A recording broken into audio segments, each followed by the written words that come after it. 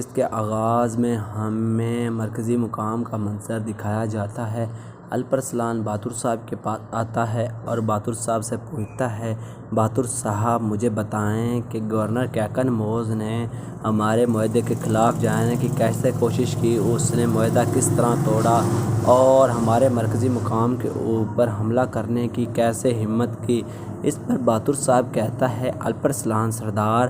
ہم جس ٹائم پہنچے تھے اس سے پہلے وہ حملہ کر چکے تھے اور ہم بروقت پر پہنچے اور ان کا مقابلہ کیا اور ان کے بہت سارے سپاہیوں کو ہم نے جنم واصل کیا اور موت کی گھاٹ اتار دیا اور باقی سب یہاں سے فرار ہو گئے، بھاگنے میں کامیاب ہو گئے اور انال صاحب بھی یہیں پر موجود تھے۔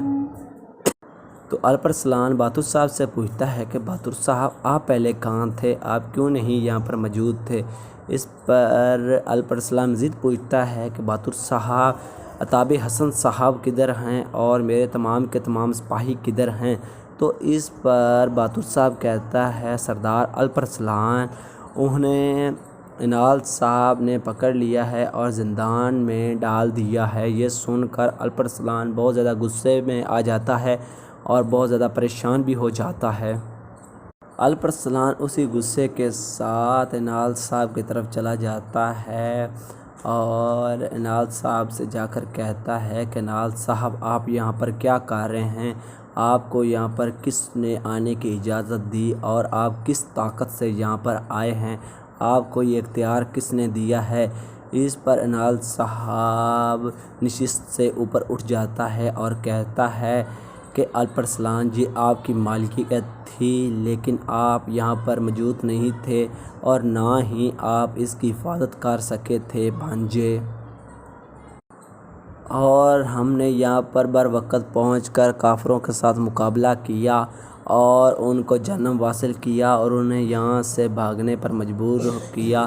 اور وہ یہاں سے بھاگ گئے۔ اس پر الپرسلان کہتا ہے، کیا وہ 20-25 لوگ یہاں پر مرکزی مقام پر قبضہ کرنے کے لیے آئے تھے جبکہ ہزاروں سپاہی اس کی حفاظت نہیں کر سکے تھے؟ تو انال صاحب کہتا ہے کہ الپرسلان میرے بھتیجے، وہ آپ کو کمزور سمجھتے ہیں، اسی لیے ہی ان کو زیادہ کی ضرورت نہیں پڑی، اس لیے انہوں نے تھوڑے سے سپاہی بھیجے ہیں۔ تو اس پر الپرسلان غصے ہو جاتا ہے اور کہتا ہے کہ انال صاحب، یہ مرکزی مقام میں نے اپنی تلوار سے حاصل کیا ہے اور میں نے اپنے شہیدوں کی مدد سے اسے حاصل کیا ہے،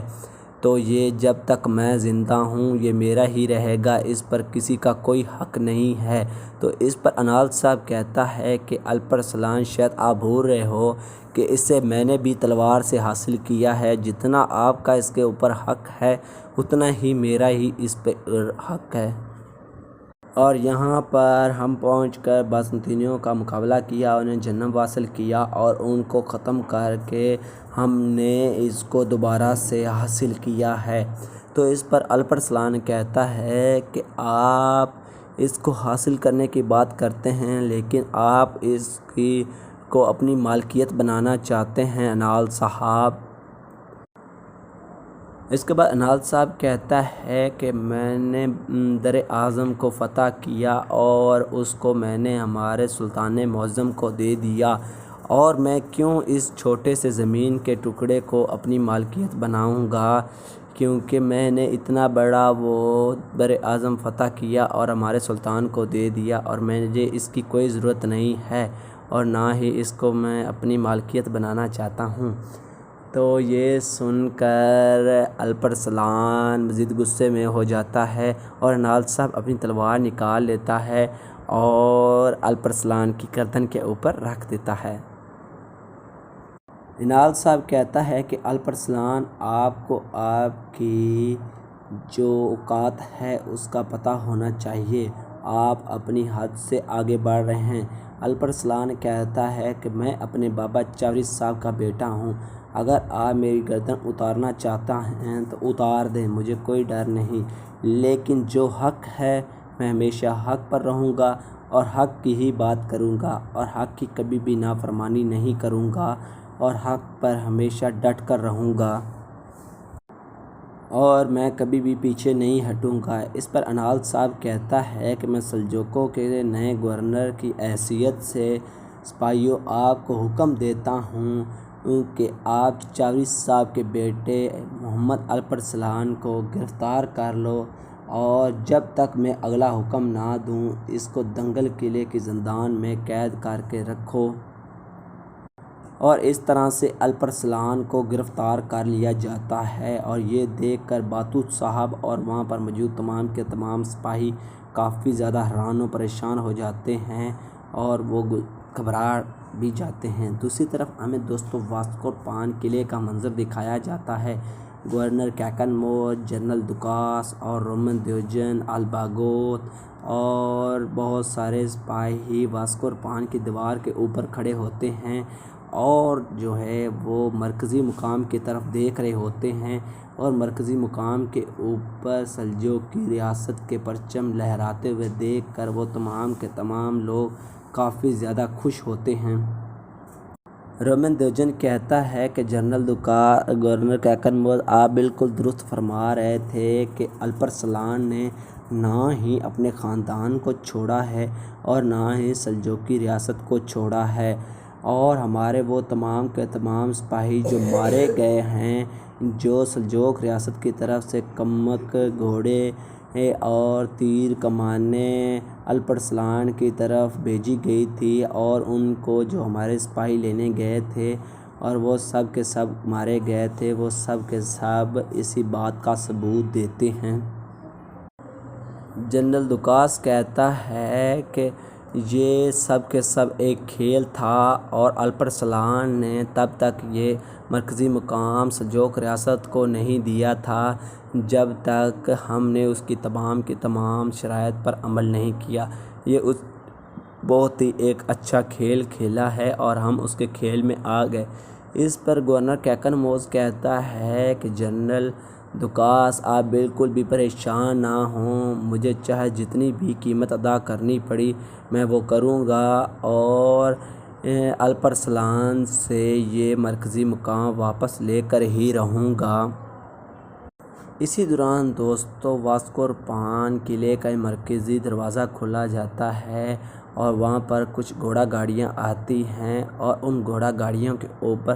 تمام کے تمام بیزنطینی سپاہیوں کی لاشیں پڑی ہوتی ہیں، اور جب وہ اندر داخل ہوتے ہیں تو وہ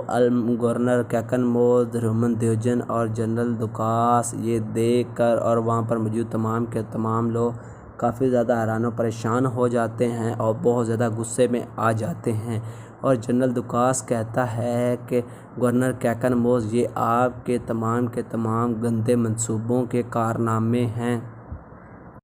پھر ادوکیا کہتی ہے، جنرل دوکاس، کیا میں آپ کے منصوبے کے اوپر عمل کرتی اور اپنے چچا گورنر کیکن موز کو الپرسلان کے ہاتھوں مرنے کے لیے چھوڑ دیتی؟ تو اس پر جنرل دوکاس کہتا ہے، کیا آپ کی چچا کی جان ان درجنوں سپاہیوں سے زیادہ قیمتی ہے جو آپ کے گندے منصوبے میں آ کر مارے گئے ہیں؟ پھر رومن دیوجن پوچھتا ہے کہ گورنر کیکن موز، اب آپ کا اگلا منصوبہ کیا ہے؟ تو اس پر گورنر کیکن موز کہتا ہے کہ میں الپرسلان سے مطالبہ کروں گا اور اس سے کہوں گا کہ گوگتوک کے بدلے میں آپ سے واسکو پان کا مرکزی مقام حاصل کرنا چاہتا ہوں۔ اگر اس نے واسکو پان نہ دیا تو وہ گوگتوک کے لیے ہمارے ساتھ بیٹھ جائے گا۔ پھر جنرل دوکاس کہتا ہے کہ گورنر کیکن موز، میں آپ کو کچھ یاد دلانا چاہتا ہوں۔ پچھلی بار آپ جب الپرسلان کے ساتھ بیٹھے تھے تو تقریباً آپ مارے ہی جا چکے تھے، کیونکہ آپ اس کے منصوبے میں آ گئے تھے اور آپ کو ہی اس نے زہر دے دی تھی۔ اس لیے میں آپ کو یاد دلوانا چاہتا ہوں کہ الپرسلان آپ کے لیے بہت زیادہ خطرہ ثابت ہو سکتا ہے اور وہ کسی بھی حد تک جا سکتا ہے، اس لیے آپ متحد رہیں اور الپرسلان سے بچ کر رہیں، کیونکہ وہ بہت زیادہ خطرناک اور بہت ہی شاطر اور چالاک ہے، وہ ہم سے 10 گنا آگے ہے۔ اور دوستو اسی سین کے ساتھ اس ایپیسوڈ کا اختتام ہو جاتا ہے۔ اگر دوستو ہماری ویڈیو اچھی لگی ہو تو اس کو لائک کر دیں، ہمارے چینل کو سبسکرائب کر لیں تاکہ ہماری نیو آنے والی ویڈیو آپ تک جلد از جلد پہنچ سکے اور آپ ہماری ویڈیو کو دیکھ کر لطف اندوز ہو سکیں۔ تو دوستو ہمیں دے اجازت، ملتے ہیں نیکسٹ ایپیسوڈ میں، تب تک کے لیے اللہ حافظ۔